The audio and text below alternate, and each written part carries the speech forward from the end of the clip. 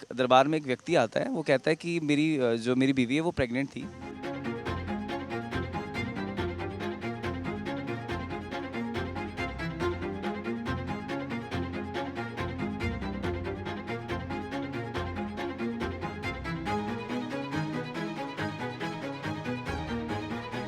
बड़ों को अपना अहम छोड़कर बच्चों की खुशियों को चुनना चाहिए।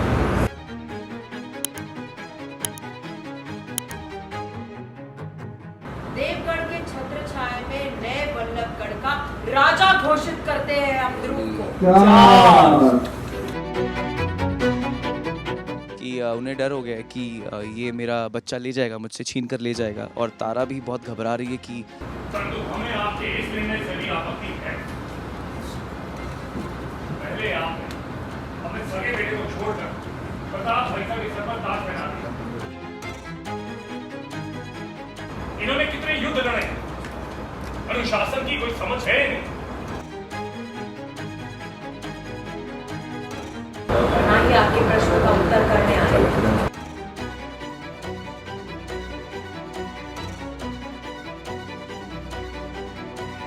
ध्रुव की ज़िंदगी में बहुत कुछ चल रहा है, रोलर कोस्टर मचा पड़ा है उसकी लाइफ में।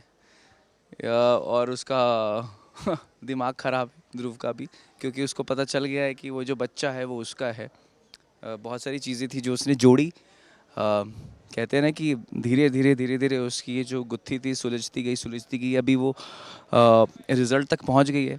अब देखना ये है कि जो सूर्य प्रताप जी हैं, ये सच उनको पचेगा कि नहीं पचेगा, जो कि अभी आने वाले एपिसोड में आपको पता चल जाएगा कि उन्होंने ये चीज़ सुन ली और उन्हें नहीं पच रहा है।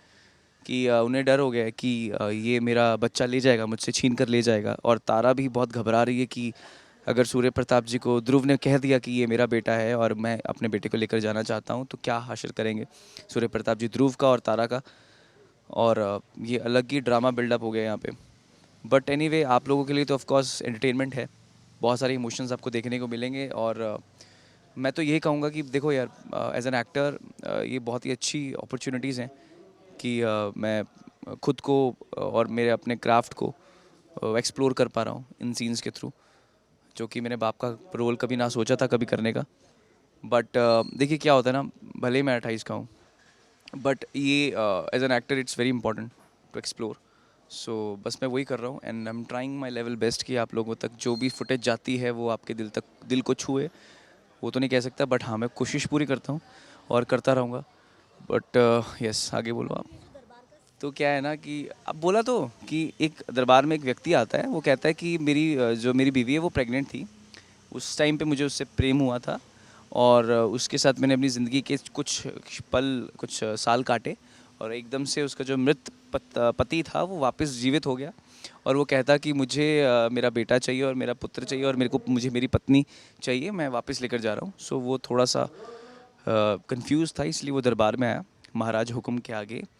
ये क्वेश्चन नहीं, सॉरी, ये रिक्वेस्ट लेकर कि प्लीज़ मेरी मदद कीजिए, मेरे कंट्रोल में नहीं है सिचुएशन। तो सूर्य प्रताप जी ने कहा कि नहीं भैया, तुम्हारा बच्चा है, तुम जाओ ऐश करो अपनी बीवी के साथ। और अब मुझे टेंशन ये होगी कि हालांकि मुझे नहीं पता कि सूर्य प्रताप जी को पता है, लेकिन सूर्य प्रताप जी को पता है कि मुझे पता है कि तारा का ये जो शौर्य है वो मेरा बच्चा है। बहुत कंफ्यूजिंग लाइन बोल दी मैंने, बट आई थिंक आप लोग समझ गए हो, आप भी समझ गए हो।